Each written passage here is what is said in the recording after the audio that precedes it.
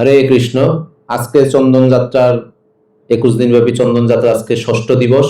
ভগবানের আজকে যে রূপে সজ্জিত করা হয়েছে ভগবানকে, তার নাম হলো রঘুনাথ বেশ। অর্থাৎ রঘুনাথ কার নাম আমরা সকলেই জানি।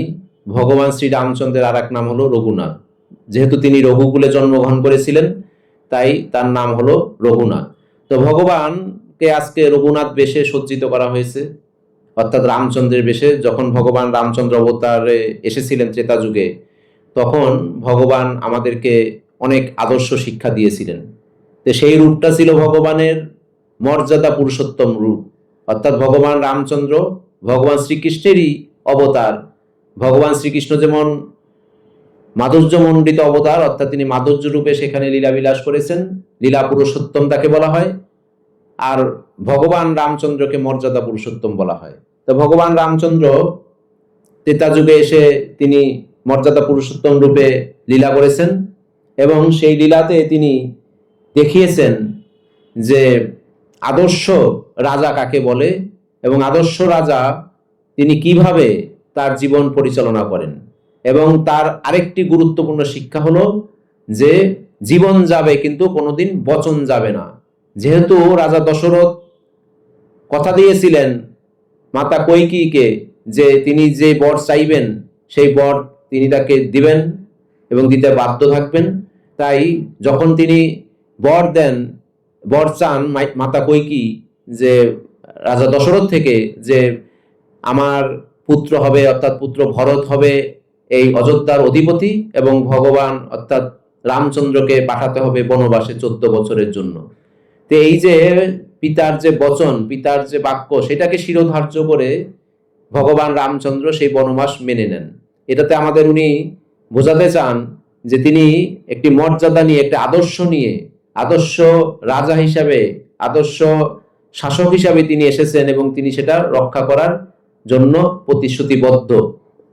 তাই ভগবান সেই মর্যাদা রাখতে গিয়ে তিনি বনবাস মেনে নেন, এবং বনবাসের পরেও যখন তিনি আবার অযোধ্যায় ফিরে আসেন, তখন জনসাধারণের যে আকাঙ্ক্ষা ছিল বা জনসাধারণের যে মনোবাসনা ছিল, মাতা সীতাকে নিয়ে যে সমস্ত কথাবার্তা হয়েছিল, সেখানে জনসাধারণের কথাবার্তাগুলোকেও তিনি মূল্যায়ন করেন। তাই মাতা সীতাকে আবার তিনি একসময় ত্যাগও করেন জনসাধারণকে ভালোবাসার জন্য বা প্রজাদের মান রক্ষার জন্য।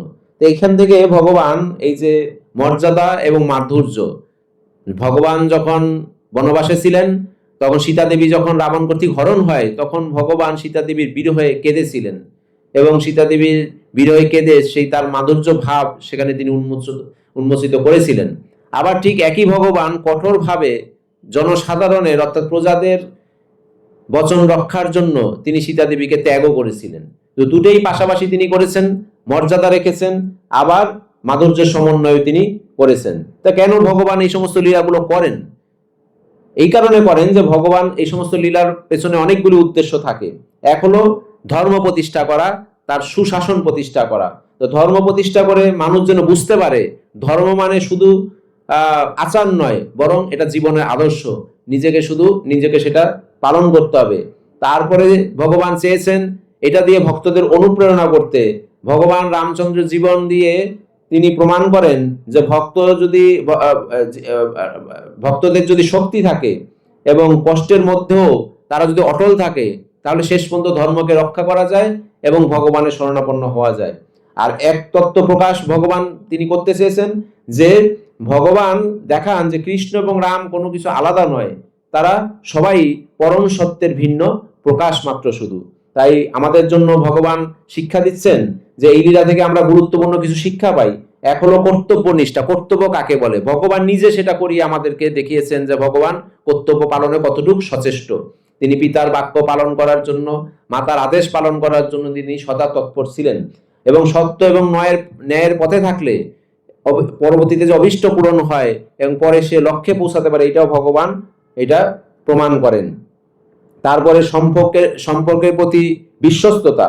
ভগবান যে কোনো পরিস্থিতিতে, যে ভগবান রাম সীতার যে সম্পর্ক, সেই সম্পর্ক দাম্পত্য এবং সম্পর্কের আদর্শ একটা আদর্শ, সেখান থেকে আমরা শিক্ষা লাভ করতে পারি। ধৈর্য এবং সহনশীলতা, ভগবান কতটা ধৈর্যবান সেটাও ভগবান এই রামচন্দ্র লীলাতে এসে ভগবান সেটা প্রমাণ করেন, যিনি কতটা ধৈর্য রাখতে পারেন। বনবাসের যে কষ্ট, সবকিছুর মধ্যেও ভগবান তার ধৈর্যকে স্থিত রেখেছিলেন। ভক্তি এবং ধর্মের যে সমন্বয়, সেটাও ভগবান দেখিয়েছেন যে শুধুমাত্র আবেগ নয়, শাস্ত্রসম্মত জীবনযাপনও যে কোনো পরিস্থিতিতে একজন ব্যক্তি করতে পারে। তো এইভাবে ভগবান রঘুনাথ বেশ আমাদেরকে বিশেষভাবে মনে করায় এবং বিশেষভাবে শিক্ষা দেয় যে ভগবান যখন এখানে লীলা করতে আসেন, তিনি আমাদের জীবন গড়ার পথও দেখান, শুধু লীলাবিলাসী করেন না। কিভাবে আমাদের আদর্শ জীবন পালন করতে হবে, কিভাবে একজন আদর্শ পতি হতে পারে এবং কিভাবে একজন পত্নীব্রতা হতে পারে, এই সমস্ত শিক্ষাগুলি ভগবান আমাদের কাছে দিয়েছেন এই লীলার মাধ্যমে। তাই আজকে ভগবানকে যখন এই রামরূপে সাজানো হয়েছে, রঘুনাথ বেশে সাজানো হয়েছে, তা আমরা ভগবানের সেই রামচন্দ্রের লীলাকে স্মরণ করতে পারি। সেখানে ত্রেতা যুগে ভগবান রামচন্দ্র এসেছিলেন এবং এই সমস্ত লীলাবিলাস করেছিলেন। ভগবানের পরম ভক্ত হনুমান তার সাথে ছিলেন এবং ভগবানের অত্যন্ত প্রিয় ভ্রাতা লক্ষণ সবসময় ভগবানের সাথে পাশে ছিলেন। এইভাবে ভগবানের এই রামচরিত যে একটা আদর্শ চরিত এবং মর্যাদা পুরুষোত্তম রূপে ভগবান নিজেকে যে ব্যক্ত করেছেন, সেটাই আমাদের এই শিক্ষা থেকে মূল, এই লীলা থেকে মূল শিক্ষা, যে কিভাবে অনেক বিপদের মাঝে, অনেক কিছুর ভাবে, অনেক অনেক বিরূপ পরিস্থিতির মাঝে নিজেকে অটল রাখা যায় এবং অটল রেখে পরবর্তীতে নিজেকে সাফল্যমণ্ডিত করা যায়। তা আসুন আজকে ভগবানের এই লীলা আমরা দর্শন করি এবং দর্শন করে ভগবানের সেই রামলীলা, ত্রেতা যুগের রামলীলাকে আমরা যেন স্মরণ করতে পারি।